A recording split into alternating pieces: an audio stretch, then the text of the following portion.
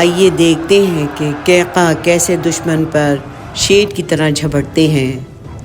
مورخین نے قیقاع کے بارے میں لکھا ہے کہ انہوں نے اس روز دشمن پر 30 حملے کیے اور کشتوں کے پشتے لگا دیے۔ دشمن کا کوئی دستہ جب بھی مقابلے کے لیے نکلتا تو یہ بجلی کی طرح اس پر لپکتے اور کامیاب واپس آتے۔ انہوں نے اپنی اس کارکردگی کا اظہار اپنے ایک شعر میں بھی کیا۔ کہتے ہیں، میں مسلسل حملوں سے دشمن پر گھبراہٹ طاری کر دیتا ہوں۔ میں نیزوں اور تلواروں سے درست اور مسلسل نشانے لگاتا ہوں۔ اس روز آخری شخص جسے قیقاع نے واصل جہنم کیا، اس کا نام بزرگ مہر ہمدانی تھا۔ رات گئے تک معرکہ جاری رہا، مگر کسی بھی لشکر کو فیصلہ کن کامیابی حاصل نہیں ہو سکی۔ جنگ کوئی بچوں کا کھیل نہیں ہے، اس کے لیے باقاعدہ پلاننگ کی جاتی ہے اور ہر پہلو پر غور کیا جاتا ہے۔ اس جنگ میں بھی مسلمانوں نے ہر مرحلے کے لیے پورا اسٹریٹجک پلان بنایا ہوا تھا۔ ہم دیکھتے ہیں کہ اسلامی لشکر کو تازہ دم فوجی دستوں کی مدد بھی فراہم کی جا رہی ہے۔ ان کے لیے مناسب خوراک اور اسلحہ کا بندوبست بھی کیا گیا تھا۔ تمام وسائل استعمال کیے جا رہے تھے جن کے ذریعے فوجیوں کا حوصلہ بلند ہو رہا تھا اور وہ میدان جنگ میں شجاعت اور بہادری کے جوہر دکھا رہے تھے۔ مختلف جنگی دستوں کی مناسب پوزیشنوں پر تعیناتی اور پھر حسب موقع ان پوزیشنوں کو تبدیل کرنا کمانڈر ان چیف کی ذمہ داری تھی، جو ہمہ وقت میدان جنگ کے ایک ایک کونے پر گہری نگاہ رکھے ہوئے تھے۔ وہ نہ صرف اپنے لشکر کے بارے میں مکمل معلومات کے حامل تھے، بلکہ اپنے جاسوسی نیٹ ورک کے ذریعے دشمن کی جنگی نقل و حرکت کے بارے میں بھی تفصیلی معلومات رکھتے تھے۔ شہداء کی لاشوں اور زخمیوں کو میدان جنگ سے پچھلے حصے میں قائم کردہ عارضی میڈیکل کیمپ میں بھجوایا جا رہا تھا۔ وہاں شہداء کی تدفین کا بندوبست بھی تھا، زخمیوں کا علاج بھی کیا جا رہا تھا اور ان کے قیام و طعام کا بندوبست بھی اسی کیمپ میں تھا۔ پورا دن گھمسان کی جنگ جاری رہتی ہے اور سارے دن کی لڑائی کے بعد ہم دیکھتے ہیں کہ دشمن کے حوصلے پست ہو چکے ہیں۔ سارا دن تسلسل سے لڑائی کرنا کوئی معمولی کام نہ تھا، مگر اعلی ہمت مجاہدین کا حوصلہ جوان ہے۔ وہ کیسے جوان ہیں؟ آئیے ہم دیکھتے ہیں، پھر آگے بڑھتے ہیں۔ ایرانیوں کا ایک بہادر جنگجو مسلم فوج کے ایک قبیلے بکرن وائل کی صفوں کے قریب آتا ہے۔ اس نے مقابلے کا چیلنج دیا ہے اور وہ بلند آواز سے پکار رہا ہے، مسلمانوں، کون ہے جو میرا مقابلہ کرے؟ ایرانی کے مقابلے کے لیے علبہ بن جہش اجلی نکلتے ہیں۔ دونوں ہی بڑے بہادر ہیں۔ مقابلہ شروع ہوا تو علبہ نے ایرانی کے سینے پر وار کیا۔ اس کا پھیپھڑا پھٹ جاتا ہے۔ اب ایرانی جنگجو آگے بڑھتا ہے اور علبہ کے پیٹ پر وار کرتا ہے۔ ان کی انتڑیاں باہر آ جاتی ہیں، دونوں زمین پر گر پڑتے ہیں۔ ایرانی فوراً ہلاک ہو جاتا ہے، مگر علبہ کھڑے ہونے کی کوشش کر رہے ہیں۔ انہوں نے اپنی آنتیں پیٹ میں رکھنے کی کوشش کی، مگر کامیاب نہ ہو سکے۔ ایک مجاہد پاس سے گزرتا ہے تو علبہ نے اس سے مخاطب ہو کر کہا کہ اللہ کے بندے، میرے پیٹ کے معاملے میں ذرا میری مدد کرنا۔ اس نے ان کی انتڑیاں ان کے پیٹ میں رکھ دیں۔ سبحان اللہ! شجاعت اس کا نام ہے کہ علبہ نے اپنے پیٹ کو دونوں طرف سے دبوچا اور اسی حالت میں دشمن کی طرف بڑھنے لگے۔ اللہ اکبر! وہ کیا منظر ہوگا! رب تعالیٰ کا ایک مجاہد بندہ نہایت زخمی ہونے کے باوجود اپنے آپ کو دشمن کی صفوں کی جانب گھسیٹ رہا ہے۔ صرف 25 سے 30 میٹر کا فاصلہ طے ہوتا ہے اور وہ گرتے ہیں اور جام شہادت نوش کر جاتے ہیں۔ مورخین نے ان کے آخری الفاظ نوٹ کیے ہیں: میں ایک ماہر شمشیر زن ہوں، اس مہارت کے عوض اپنے رب سے ثواب کا امیدوار ہوں۔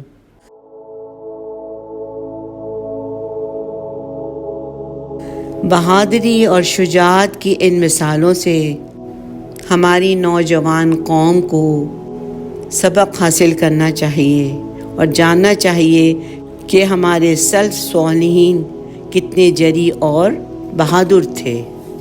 سیدہ خنسا، جن کے بارے میں پہلے ذکر ہو چکا ہے، ان کے بھی چاروں بیٹے جوان مردی سے لڑتے ہوئے اس جنگ میں شہید ہو جاتے ہیں۔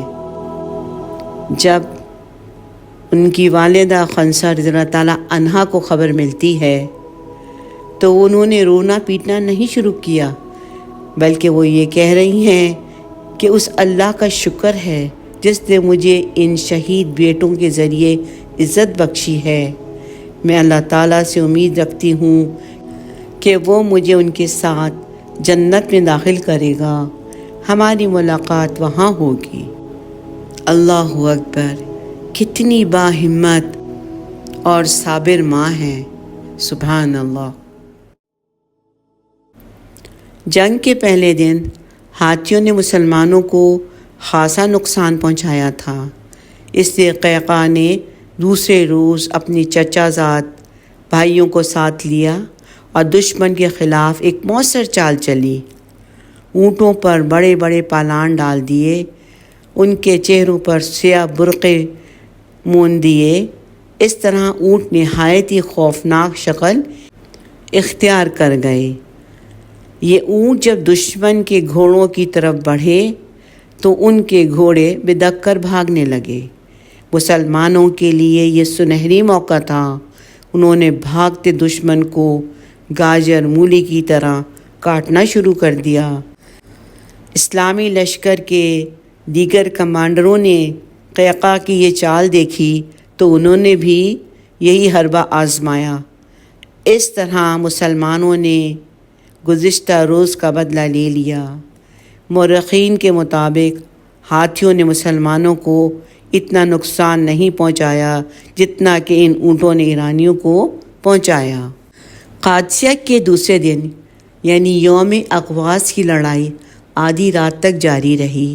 اس رات کو لیلۃ السواد کے نام سے یاد کیا جاتا ہے۔ جب لڑائی تھمی تو مسلمانوں نے فوراً اپنے شہداء کی تدفین شروع کی، زخمیوں کو کیمپ میں منتقل کیا جہاں خواتین ان کی خبر گیری اور مرہم پٹی کے لیے موجود تھیں، اور عارضی ہسپتال قائم تھا۔ اس جنگ میں ابو محجن ثقفی کی بے مثال شجاعت کی ایک بہت ہی دلچسپ داستان ہے جو یہاں بیان کرتے ہیں۔ اس واقعے میں ایک عظیم خاتون کی دانائی کا بھی پتہ چلتا ہے۔ ابو محجن کا نام عبداللہ بن حبیب تھا۔ یہ طائف کے مشہور قبیلے بنو ثقیف سے تعلق رکھتے تھے۔ یہ ایک عمدہ شاعر بھی تھے اور اس کے ساتھ ساتھ یہ نہایت بہادر اور دلیر بھی تھے۔ مرد میدان تھے، شہادت کے جذبے سے سرشار بھی تھے۔ اسلام لانے سے پہلے شراب عربوں کی گٹھی میں پڑی ہوئی تھی، اس لیے شعراء شراب اور انگور کی تعریف میں اشعار کہتے رہتے تھے۔ قادسیہ کے میدان میں سیدنا سعد بن ابی وقاص نے ان کو شراب اور انگور کی تعریف میں کہے گئے چند اشعار کی وجہ سے قید میں ڈال رکھا تھا۔ جب قادسیہ کی لڑائی شروع ہوئی اور میدان جنگ سے اٹھنے والے شور ان تک پہنچے تو صبر نہ کر سکے۔ سیدنا سعد رضی اللہ تعالیٰ عنہ سے معافی طلب کی۔ جب نہ ملی تو ان کی اہلیہ محترمہ سلمہ بنت خصفہ سے کہنے لگے، بہن میری بیڑیاں اتار دو اور مجھے سعد کا گھوڑا دے دو، میں جہاد میں شرکت کرنا چاہتا ہوں۔ اگر میں زندہ سلامت رہا تو وعدہ کرتا ہوں کہ آ کر بیڑیاں پہن لوں گا، اور اگر شہید ہو گیا تو اللہ مجھے معاف فرمائے۔ سیدہ سلمہ نے شروع میں تو انکار کیا، پھر سوچا اس وقت مسلمانوں کو ایک ایک شخص کی ضرورت ہے اور یہ بہادر اور شجاع آدمی ہے۔ ابو محجن کا حال یہ ہے کہ وہ جنگ کے متعلق اشعار پڑھ رہے ہیں، شراب سے اپنی محبت پر ندامت کا اظہار کر رہے ہیں۔ سلمہ بھی کوئی عام خاتون نہ تھیں، یہ بھی ایک سپہ سالار کی اہلیہ تھیں۔ انہوں نے بروقت فیصلہ کیا اور ابو محجن کی بیڑیاں اتروا دیں۔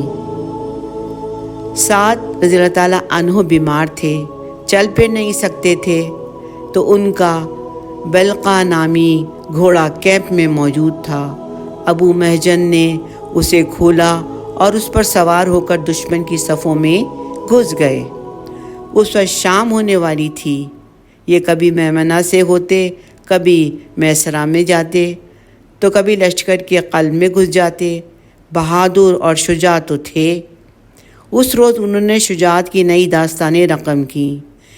ان کے دوست اور احباب بشمول سیدنا سعد رضی اللہ تعالیٰ عنہ اس گھوڑ سوار کو دیکھتے تو کہتے، اس کی چال ڈھال تو ابو محجن والی ہے، مگر وہ تو قید میں ہے۔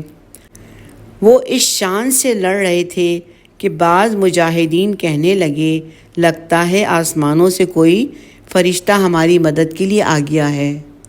رات گئے تک یہ مجاہد شجاعت اور بہادری کے جوہر دکھاتا رہا۔ جب آدھی رات کو جنگ رک گئی تو واپس آیا اور حسب وعدہ اپنی بیڑیاں پہن لی۔ سیدہ سلمہ ابو محجن کی کارکردگی دیکھ چکی تھیں کہ انہوں نے ایک طرف تو دشمن کو شدید نقصان پہنچایا، دوسری طرف واپس آ کر حسب وعدہ بیڑیاں پہن لیں۔ کہنے لگی، اتنا شجاع اور بہادر شخص جس کی مسلمانوں کو شدید ضرورت بھی ہے، ان لمحات میں پابند سلاسل نہیں ہونا چاہیے، یعنی قید نہیں ہونا چاہیے۔ سیدہ سلمہ ابو محجن کے پاس گئیں اور پوچھا، تمہیں کس جرم میں قید کیا گیا ہے؟ جواب ملا، بہن، مجھے کسی حرام کام کے جرم میں قید نہیں کیا گیا، نہ ہی میں نے شراب پی تھی، مگر میں ایام جاہلیت میں شراب سے شدید محبت کرنے والا تھا، اور ایک دن میری زبان سے شراب کی محبت میں کچھ اشعار نکل گئے تھے۔ میں نے کہا تھا، میں مر جاؤں تو مجھے انگور کی جڑ کے قریب دفن کرنا، تاکہ مرنے کے بعد اس کی رگیں میری ہڈیوں کو سیراب کرتی رہیں۔ مجھے ویران جنگل میں دفن نہ کرنا، کیونکہ مجھے اندیشہ ہے کہ مرنے کے بعد اس کا ذائقہ حاصل نہ کر سکوں گا۔